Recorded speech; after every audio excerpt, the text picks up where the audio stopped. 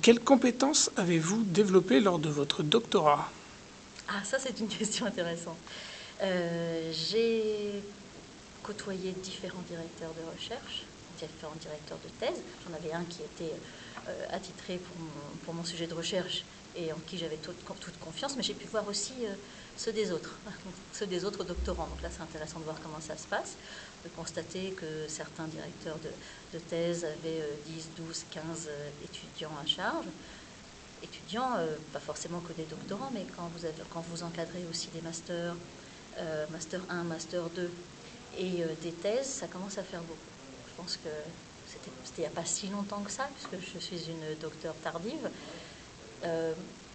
Ça dépasse vraiment les limites autorisées. Ça ne permet pas de faire du bon travail d'encadrement.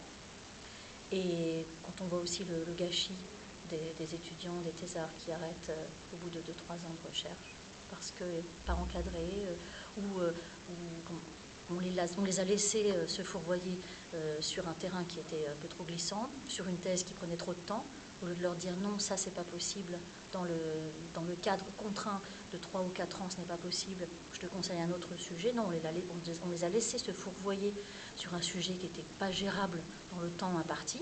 Et on voit le gâchis, le découragement des doctorants qui changent, qui arrêtent leurs études, qui changent de filière complètement et qui se retrouvent caissiers de supermarché. Et là, je considère que la France est responsable, l'État français et le ministère de l'Éducation nationale et celui de l'enseignement supérieur et de la recherche, tous, on est responsable de ce gros gâchis que représente la recherche et les études supérieures en France. Et comment résoudre ce problème? En développant davantage les chartes de thèse, parce que j'avais quand même la chance d'appartenir à une école doctorale qui avait une charte de thèse bien faite, avec un co-directeur de recherche, avec un suivi annuel, etc. Donc je pense que cet encadrement-là doit être généralisé. Je ne sais pas exactement comment ça se passe dans chaque laboratoire de recherche, chaque université, parce que je n'ai pas les moyens, moi, de faire une enquête et de vérifier comment ça se passe. Je peux juste constater qu'avec le taux de perte des doctorants en France, on pourrait mieux faire notre travail. Donc une codirection. Codirection, suivi, validation par un comité de thèse au départ de la faisabilité du sujet dans le temps imparti. Est-ce que c'est 3 ans, est-ce que c'est 4? Mais si c'est 3 ou 4 ans, c'est pas 7. Après, ce qui doit rester possible, c'est le fait de faire une thèse en prenant son temps, parce qu'on est salarié, parce qu'on ne peut pas consacrer 3 ans plein comme ça à 10 heures par jour sur un sujet de thèse. On doit aussi avoir en France la possibilité de faire sa thèse en 10 ans. Ce n'est pas une honte, c'est une possibilité qui doit être là et les étudiants qui ont envie de le faire doivent pouvoir trouver à la fois un directeur de recherche et avoir la possibilité logistique, matérielle de le faire. Ce sont des étudiants qui ne coûtent rien.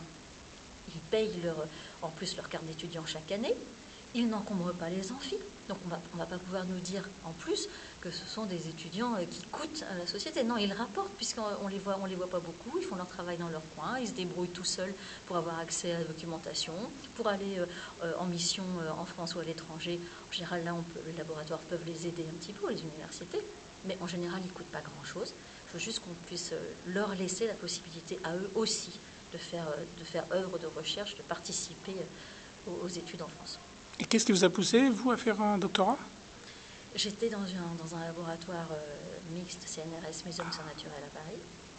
J'avais un directeur pour mon master, enfin, c'est ce master 2, hein, parce que moi les DEA ça marchait encore. Après, il faut que je me recale par rapport aux nouvelles normes LMD.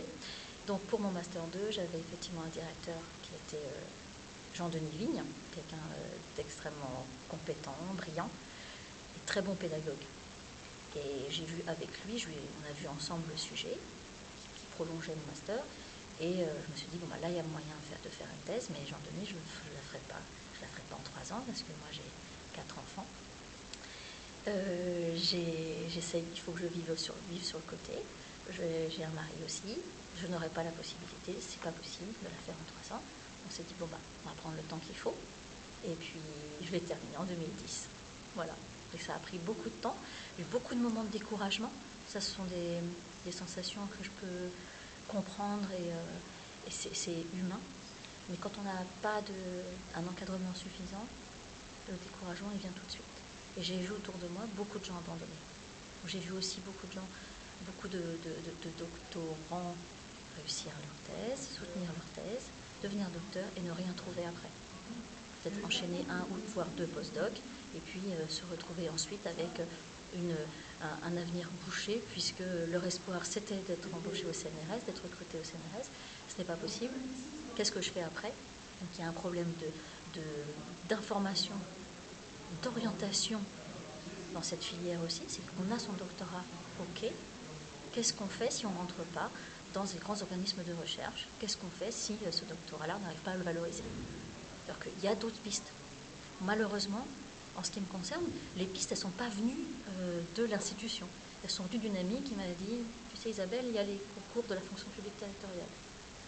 Et là, j'ai fait, ah oui, c'est vrai, il y a la fonction publique territoriale, il y a les concours d'attaché de conservation du patrimoine, qui sont accessibles à Bac+3, hein, donc tout le monde peut, en tout cas beaucoup de chercheurs peuvent passer ce concours. Et grâce à ça, j'ai pu effectivement devenir directrice de musée. J'aurais pu également diriger un service départemental d'archéologie. Mais en tout cas, cette information sur les orientations possibles ne sont malheureusement pas données partout. Et on assiste, oui, à un découragement et, je le répète encore, à un gâchis de la valeur de nos étudiants qu'on a en France. Et c'est ce qui vous a mené à la politique aussi ou... La politique, c'est quelque chose que j'avais envie de faire depuis très très longtemps.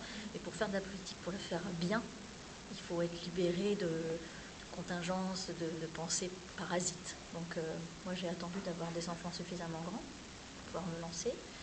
J'ai attendu de soutenir ma thèse, parce que je considère que j'avais mes neurones occupés par la recherche et que je ne pouvais pas me concentrer à 100% sur 10 000 tâches. Donc d'abord, j'ai soutenu ma thèse. Mes enfants étaient suffisamment grands. J'ai changé de travail de façon à me libérer, à pouvoir avoir la parole libre dans ma région. Quand on est fonctionnaire territorial et qu'on dépend d'un maire et qu'on peut se présenter contre lui, c'est quand même extrêmement délicat. Donc j'ai attendu de changer de travail pour le faire. Et à partir de là, je me suis dit, maintenant, toutes les conditions sont réunies, j'ai des choses à dire, je veux représenter les gens que je vois autour de moi, qui se battent, qui mènent des luttes sur le terrain des luttes écologiques et sociales et économiques également. Je dois être présente, j'ai la possibilité de le faire, donc j'y vais. Est-ce que vous sentez une spécificité du fait de votre doctorat, de la recherche dans la politique? Est-ce que vous voyez une différence entre vous et d'autres politiques ou... Je sais juste que d'avoir fait de la recherche m'encourage à ne pas croire la première source que je trouve quand je lis un document, aller farfouiller un petit peu plus loin, parce que quand on va trop vite, on regarde un document, on passe à côté de beaucoup d'autres choses parce qu'on n'a pas un regard contraire. Donc ça, c'est quelque chose d'extrêmement important en politique, de ne pas se fier juste à une personne qui va venir vous voir, vous exposer un problème. Il faut aussi aller voir les autres et avoir un panel le plus large possible de toutes les idées qui peuvent émerger sur un sujet précis. Donc là, c'est un côté un petit peu aussi journalistique que chercheur, de faire une variété des sources et des avis. Ensuite, le fait de connaître effectivement ce milieu universitaire et de recherche en France fait que je me spécialise évidemment plus sur ces questions-là à l'Assemblée. J'ai pas l'impression de me tromper de beaucoup.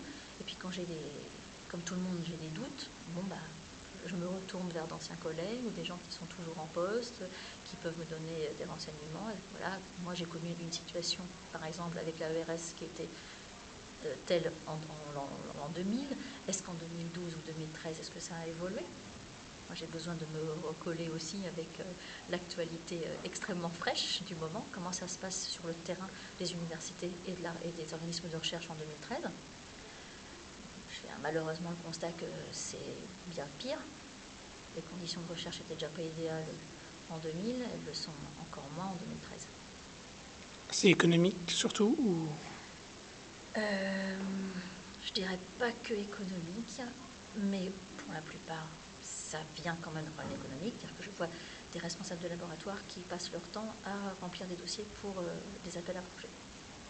Quand je me bats à l'Assemblée pour que les laboratoires, les universités aient des fonds pérennes pour exister, c'est parce que je constate sur le terrain que des gens qui sont des chercheurs à la base, des enseignants-chercheurs, se retrouvent à passer 80% de leur temps à se battre pour trouver des financements pour leurs étudiants, pour leurs collègues dans leur laboratoire. Et ça, c'est inacceptable. On n'a pas des médaillés au CNRS pour les voir ensuite passer tout leur temps à remplir des dossiers, et en plus être en concurrence avec d'autres laboratoires.